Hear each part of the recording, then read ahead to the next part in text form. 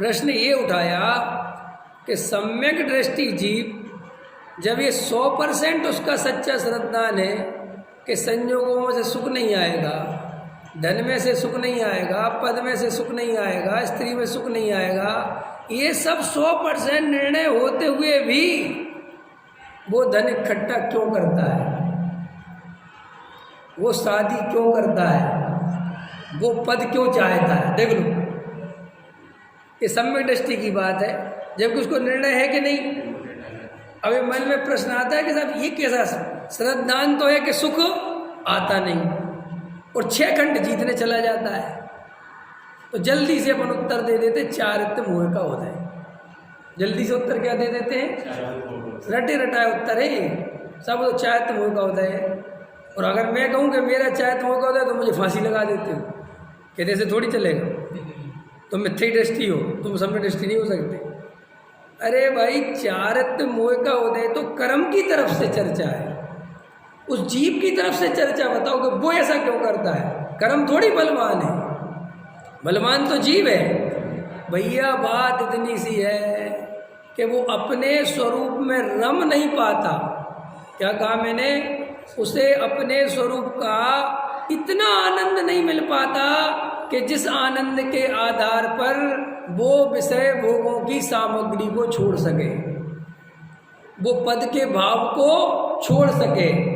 तो वहाँ आत्मा का श्रद्धान तो सच्चा हुआ, लेकिन आत्म स्थिरता नहीं होने के कारण वही जीव सच्चा श्रद्धानी होने पर भी पंच इंद्रिय के विषय भोगों में प्रवृत्ति करता हुआ दिखाई देता है। लेकिन उसे श्रद्धान पूरा है कि सुख नहीं मिलेगा। और प्रवृत्ति क्यों करता है? क्योंकि स्वरूप की प्रवृत्ति नहीं है, और पूरी इंतजार में है वो कि स्वरूप की प्रवृत्ति मिले और यहाँ से छुटकारा मिले। देखो गजब की बात है। लेकिन अब वो किस किस को कहता फिरे, किस किस को सफाई देता फिर? रोज सफाई देता फिरे क्या? तो वो सफाई नहीं देता फिर वो डंके की चोट पे कहता है चाहिए। क्या बसे जी चाहिए? क्योंकि तो बड़ा पापी है, वो पापी वापी नहीं है भैया, वो बहुत ईमानदार है। वो तुम्हें रोज बताता फिरे क्या? भैया भाव तो नहीं है, अंदर तो श्रद्धान तो सच्चा है, ऐसा कहता फिरे क्या? भरत जी किसी से कहते फिरते होंगे? ये जो भरत जी वाला कटोरा है ना, ये रियल नहीं है, ये बिल्कुल झूठ है। उसी की हिम्मत नहीं है चक्रवर्ती के पास कटोरा लेके आ जाए, और चक्रवर्ती इतने परेशान हो उस भिखारी को सफाई देने में। नहीं समझ में आया? याद है ना तुम्हें कटोरा वाला? तो सबको याद है कि नहीं? फिर से तो नहीं सुनाना। अरे कई लोग पूछने लगते वो आपने आधा अधूरा बोला था, वो पूरा बता दो क्या है। भरत जी के पास एक भिखारी आ गया और कहने लगा, भरत जी काय के बैरागी, काय के बैरागी, 6 खंड के राजा, 96,000 रानियों के पति, इतना ताम झाम फैला रखा है, और प्रजा में और शहर में और नगर में ढिढोरा है कि भरत जी घर में बैरागी। ये नहीं चलेगा, ये सब अन्याय है, ये गजब की बात। सब कुछ करे और वे बैरागी। तो बोलते, कहानी कहती कि भरत जी ने कहा उसे अंदर ले आओ। अंदर आ गया, कटोरे में उसको तेल या घी भर दिया। तेल तो भर नहीं सकते उस जमाने में, तो घी भरते होंगे नहीं, घी भर दिए। जो भरना हो वो भर दूँ, मैं तो कहता हूँ कुछ भी।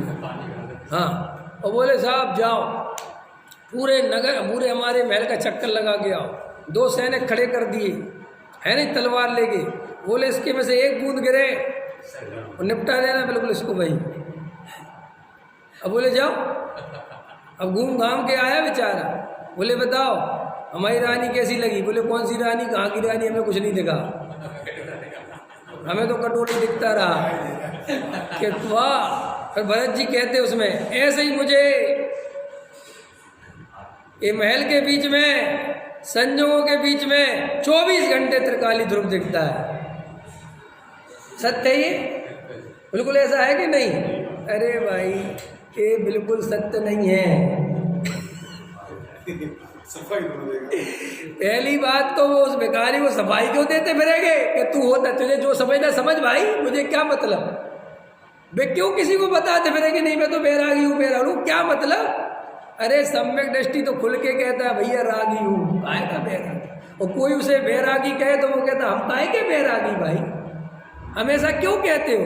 हम तो भी घर गृहस्थी फंसे हुए, हम कोई बैरागी बैरागी नहीं है।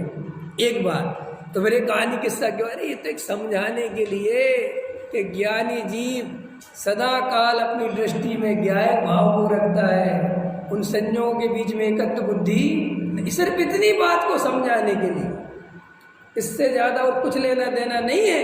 तो अब कहानी बनाई, कोई ये ऋषभदेव के उसमें आई थी समोसण में कहानी, ऐसा नहीं समझना। एक भी कहानी किसी समोसण की नहीं है। ये जितने भी प्रथमान योग की बातें लिखी गई अभी लिखी गई हैं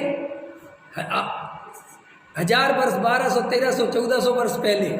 वहाँ कौन सी वो कहानी, वो तो बनाई उनने, एक प्रसंग बनाया, कहानी मोटी मोटी याद है, पर उसमें बाग जोड़े, बगीचे जोड़े, महल जोड़े, महलों का वर्णन जोड़ा, ये तो सब काल्पनिक है, कोई उसमें सच्चाई नहीं होती। लेकिन उन कहानियों की सच्चाई और झूठाई से कोई फर्क नहीं पड़ता। क्यों?